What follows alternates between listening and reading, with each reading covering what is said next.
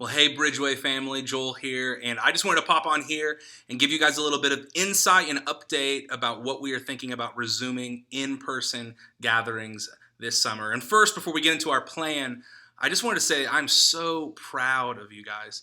I mean, it's like the craziest story ever that we finally get to our first home, our building, and we do one weekend of services, and then it's like the whole world shuts down. And honestly, I mean, we were all playing without a net, but I'm so proud of the way that you have stayed engaged and you've continued to serve. You've continued to invite and invest in your friends. You've continued to connect into groups and in our community. And you've also continued to give in incredible ways. So I'm so proud of you.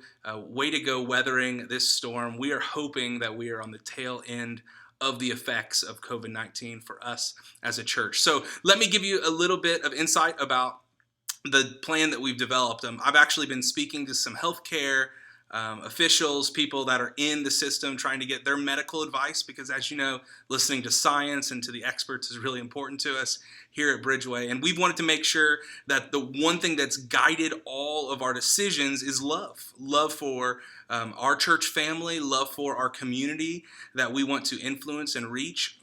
And so we have tried to be led by love and by the science throughout this whole pandemic thing. So after speaking to them and after a lot of prayer and a lot of conversation with other church leaders, this is our plan moving forward. We are hoping to, if everything stays the way that it's progressing in our state and in our community, we're hoping July 12th, we will be able to start phasing in hosting in-person gatherings on Sunday morning again, July 12th. That's a week after the governor's Back on Track Indiana plan, and so we should be out of the woods of that if everything keeps progressing. So we're going to do two services on July 12th, 9:30 and 11 a.m., and we're also going to continue to stream our 11 a.m. service on Facebook Live and on YouTube. So we're going to get back July 12th, July 19th, and July 26th, 9:30 and 11 in person on South Elizabeth Street, and then online at 11.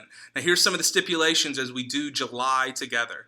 We are going to require social distancing in our worship space, so that means that we're going to have to make sure that no more than 75 people are in that adult service. So 75 people per service so that we can have social distancing. We're going to block off every other row, basically, make sure there's a couple seats between family units that are sitting together as well to hold that 6 feet of distance. We're also inviting all of our elementary kids from Bridgeway Kids to come into the service with their parents. K through 5th grade, come in and sit with your parents. We're going to prepare activity bags for each and every one of them to have something to do during the service when they're listening to me or somebody else talk and they're bored out of their mind. So we'll have some activities for them.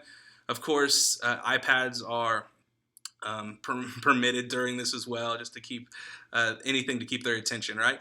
We're going to then spread out preschool kids and babies across all 4 of our kids' rooms, and masks will be worn by all of our kids volunteers, but we'll make sure that the room numbers are low, and so we hold social distancing as much as possible in our Bridgeway Kids environment. So for kids, elementary will be in the service, and preschool and babies, toddlers, they're going to be in our rooms, but at low number rooms. A couple other things we're thinking about. We're going to have available masks if anybody wants to use them throughout the Sunday experience. There'll be no coffee or donuts during this time, just to be extra safe about that. We're going to have multiple hand sanitizing stations, and we're also going to clean the whole church in between both services. So we're trying to take every precaution to keep you safe and to keep our community safe during this. So we're hoping that we'll be able to open up more in August, as we're then over a month from the governor's Back on Track plan, stage 5. But we're going to be listening in to what's going on in our hospitals and across our community. Keep listening to the experts and the science. And so maybe this will happen in a slower pace than what we're thinking, but we're really hoping and thinking that it's trending in the right direction.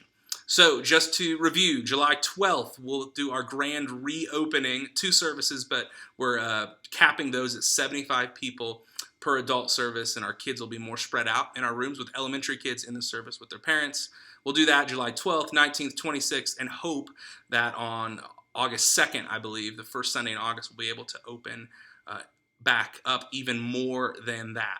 And of course, if you're feeling sick, if you have symptoms of COVID, or you're just not feeling well at all, please feel free to stay home, take care of yourself, and enjoy the stream of the service at 11 a.m.